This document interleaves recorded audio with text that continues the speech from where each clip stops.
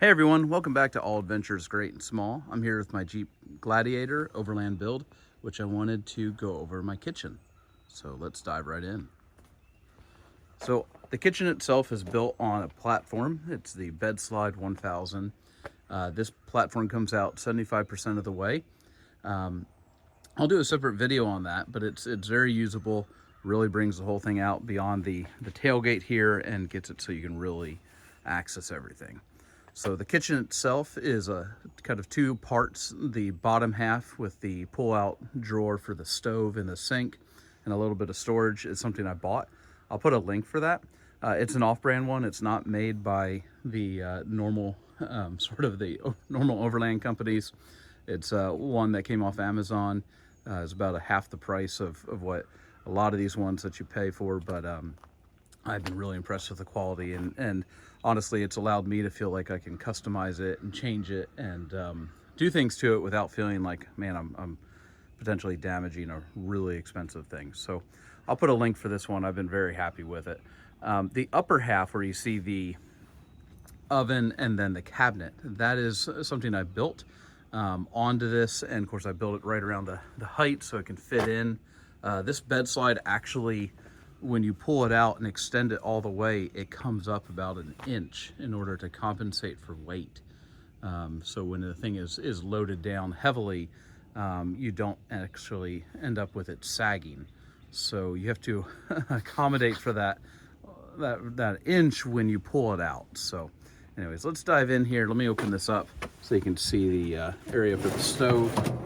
Okay, and then with the stove out, then we'll do the next click, and that will reveal the sink and some storage. Okay, so now with that out, you can see, here we are. All right, so now you can walk up to it, and you can use it in this configuration, right? So this is perfectly fine to use. You have your sink here. My faucet is a Dometic faucet, so I need to mount a bracket here. I had one, but then I painted this black using a bed liner type style spray can. So I'm going to put another magnet here, and then you can just pull this here and run it. The Dometic one, there's plenty of great videos on how to use this, but it's 2 clicks to turn it on, 1 click to turn it off. I love this one. It actually has a light on the bottom, so if you're using this in the dark, that's a pretty cool feature. Just gives you a little bit of light illumination into your basin. Coming back here, so as far as my stove, again, I'm not necessarily reviewing the specific equipment I chose, but just wanting to kind of give folks an overview. This is a Covia stove here, and of course it pops up just like any other stove. I have some padding in there to keep the sink from vibrating too much. But the reason why I went with this stove, the one thing I'll point out, is the majority of camping stoves like this 2-burner ones that pop up, they have a hard metal line that comes out of the side here and then runs to your tank. Okay, something different about this one though is that rather than a hard fixed line, this one is a flexible one. And that's something that I really was wanting to find in a stove, because I didn't want to have a hard pipe coming through here that then somebody could hit and the thing could get broken, and then I got propane shooting out of the back of my truck. And just, anyways, I had a lot of thoughts of how that could go wrong, especially when you have kids and other folks milling around your campsite. So anyways, using that hose allows me to mount the tank right up to this when the tank's in use, and I just use a big sort of bungee cord, and so that keeps the tank right there and gives me some little more confidence that it's not gonna go crazy here if somebody runs into it. This is the only stove I could find that ran off a hose. There's adapters that will connect to your stove, but they connect to the metal pipe that comes off the stove. They don't connect directly to the stove. So there might be other ones on the market. I'm not saying this is the only one, but this is the one that I found. All right, I'm gonna go ahead and pull out the bed slide so then you could see what this really looks like when it's fully extended. All right, so you can look at my other videos for a much more better look at the whole thing, but So now here's the bed slide fully extended. I'll walk over here so you can see this view. All right, so now you have your fridge accessible, and you can stand right here at the back of the truck. Now, a lot of times I've found I use this clicked in one notch, because then there's about 8 inches of the tailgate available for you to use as a prep area. But in this configuration, this works really well though, because I have room right here, and then inside of here I keep a couple cutting boards, and these are MSR brand. I have 2 of them, and they actually just pop right in right here perfectly. So they've been folded up for a little while, and it's cold here. But anyway, so I have 2 cutting boards that I keep right here, and those cutting boards sit right there perfectly. Up here is your fridge. So this is a fridge off Amazon. I looked at a lot of the more expensive ones, but after a lot of research and kind of evaluating, you know, was it worth it in my scenario, I felt this was good enough for what I'm doing. That doesn't mean down the road I won't upgrade to a more expensive name brand model, but for now this gets the job done. So this one you can see is pretty deep. I can put a link for this one. There's a lot of YouTube videos specifically on this fridge model, but this is the one that I went with. So far it does its job. It keeps cold things cold. You can adjust it from a freezer temperature to a fridge temperature. I usually just keep it as a fridge. I don't use it as a freezer as well. A couple of things I'll just point out on this model. So this thing does have a pretty deep box, and then it has a smaller little section over here. It does have a divider. I opted just to take that out because this just gives me maximum room in there. Over here's your control panel. I have it turned off at the moment, but there is a extra USB port there for you charging something. So if this is taking up a plug that you need, then you can have some USB ports right there. So that's helpful. Coming around here, I'll show you the other outside, and then we'll open up these cabinets. All right, so if you've seen some of my other videos, then you've seen, so my Jackery 2000 sits right here, and that is powering everything. You access it by opening up this side door, and once that's open, then you can get to the control panel. Yeah, everything's a bit tight. I wish it was bigger. Jeep, if you could make a Gladiator with a true 6-foot bed, or 7, that would be wonderful. But anyways, here we are. All right, and then you can see the tubing comes across here.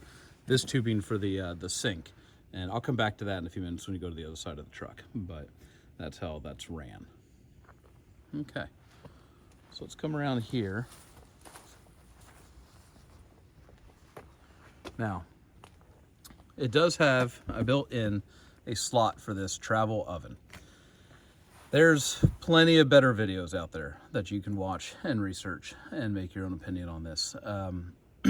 For our particular needs, we're doing a series of cross-country trips that are pretty long, and we wanted to have some options. So I don't know if we'll really use this. I've used it a bit on some short trips.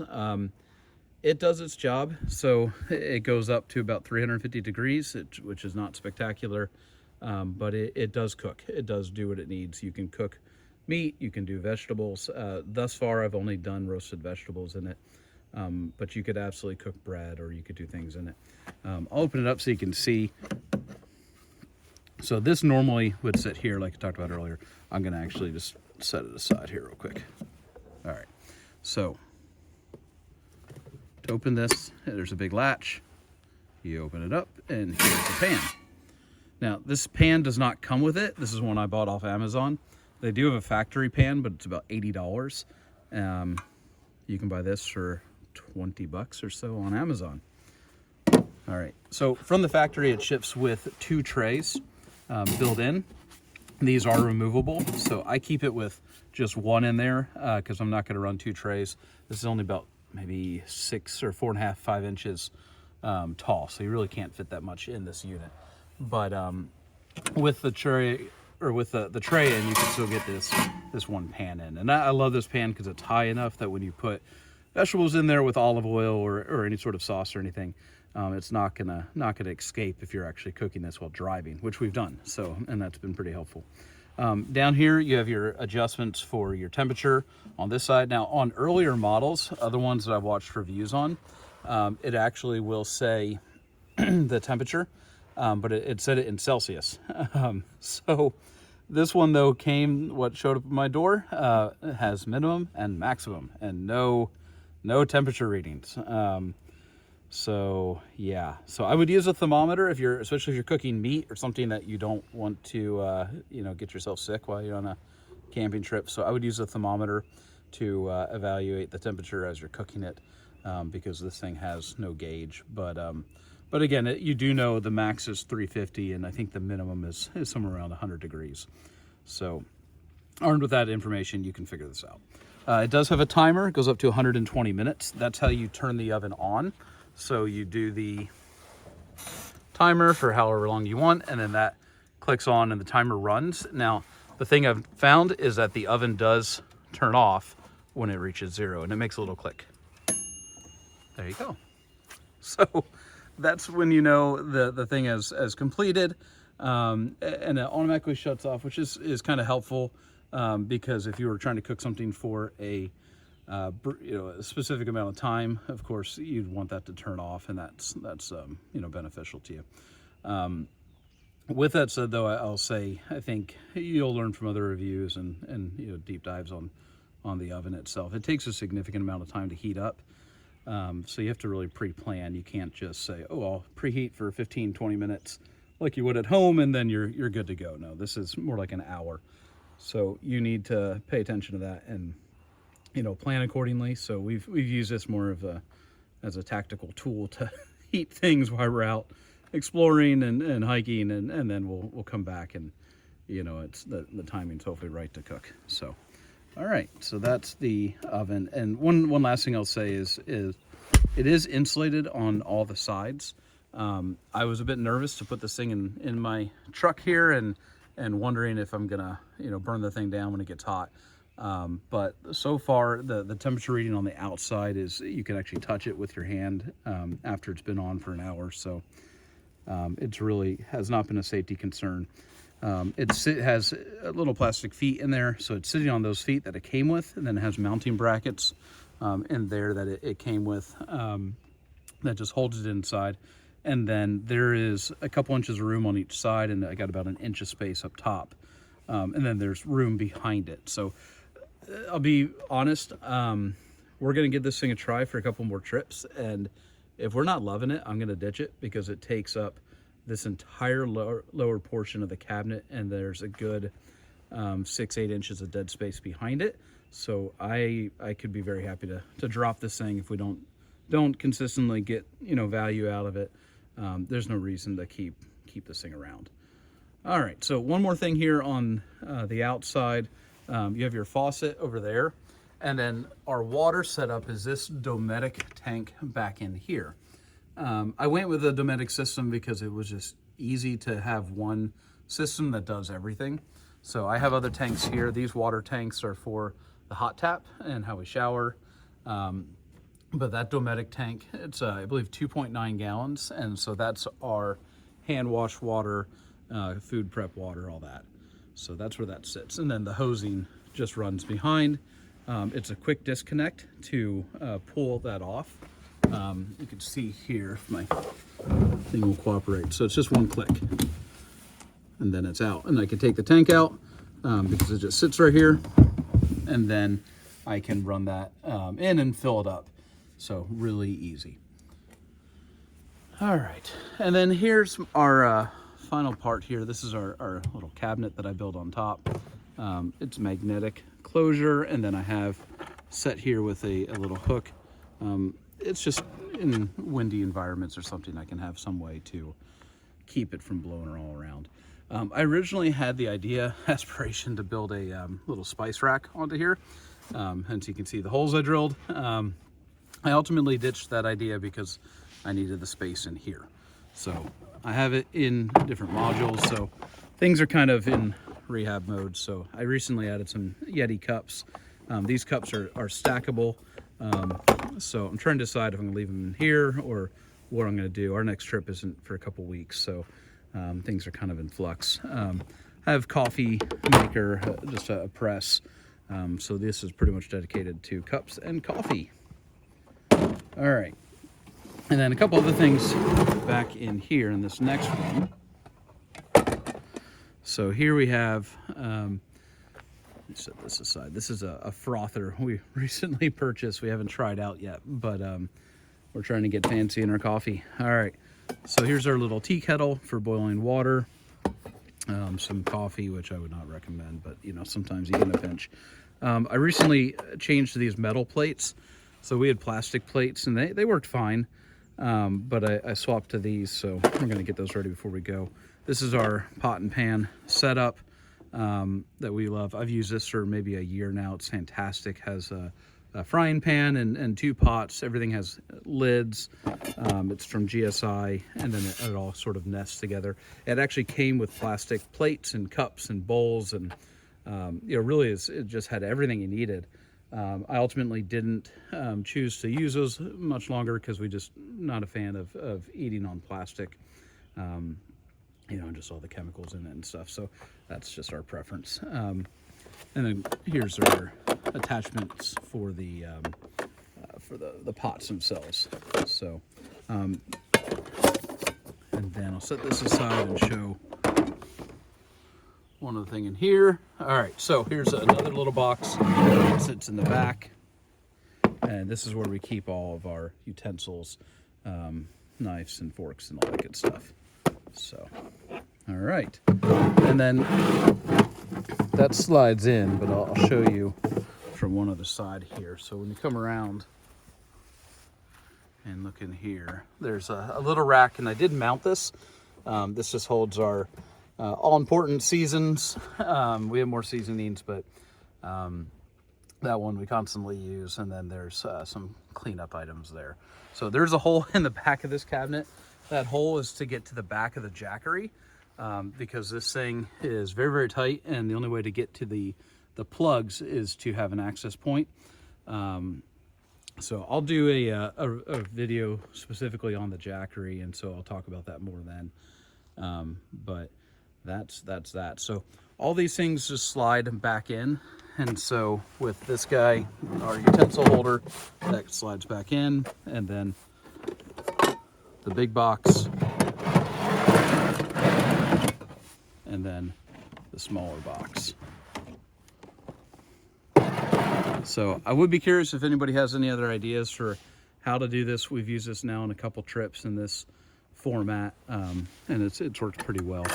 So, and then this is just a magnet closure, and it's done really well to keep it secure. I've not had any issues with it popping out or anything like that. One thing I'll say too is on our sink setup. So this sink does not drain out. So as you're using it, when it gets full, you just take it out and then you go, you know, just dump it out. Obviously not at your feet, but it is compressible, so you can fold it up. Because my stove is so thin, I'm actually able to leave the sink fully open, and then that gives me a nice little spot to store things. So it actually works out pretty well there. Now you might be wondering, wait, there's no food anywhere. Where are you keeping your food? Well, obviously the fridge is where we keep things. And then as far as any food that we're actually consuming, fresh stuff that doesn't have to be refrigerated, or if it's, you know, all the dry goods and all that sort of thing, I keep that in a bag that we keep in the truck. So there's only 3 of us when we go out. And so the one of the passenger seats is where we put that bag, and that's where we keep it all. We'd rather it just be in the cab where it's a bit more climate controlled. I do have room where I could, you know, put it here in the back. You know, in here I could have built something to put it there, but I felt it would work better if we just put it in the cab, and then it's there. Here's a fire extinguisher. I'll just point that out. You know, just given the nature of all this with propane and fuels and all that, it's really wise to have a fire extinguisher on hand. So I have one there. I also have one in the cab of the truck. So that works real well. I'll quick pop these out so you can see back here, just to give you a side view. All right, so there's taking out this. This is our toilet setup, which is Fantastic. Okay, so there you can see the side of this. Again, this setup in this latest iteration is kind of my work in progress. So I'm working to find a solution to mount these cables. So I have right now the this power strip that runs to the back of the Jackery. So I need to get these cables all mounted, but this is the power cable down here for the fridge, and again runs up to the Jackery. And then just another view here of the Dometic tank, as you can see. So there we go. Okay, so I think that's covered everything I wanted to cover in this video. I was trying to stay focused just on the kitchen setup. I'd love to give folks, ideas just through my own video. Take this and go further, right? And do it better. I'm looking, we're going to do our first series of trips with this exact setup here coming up. We've done a few overnights and some basic stuff, but we got some longer trips coming up, and so we'll see how this does, and then we may end up ripping it apart and doing it differently.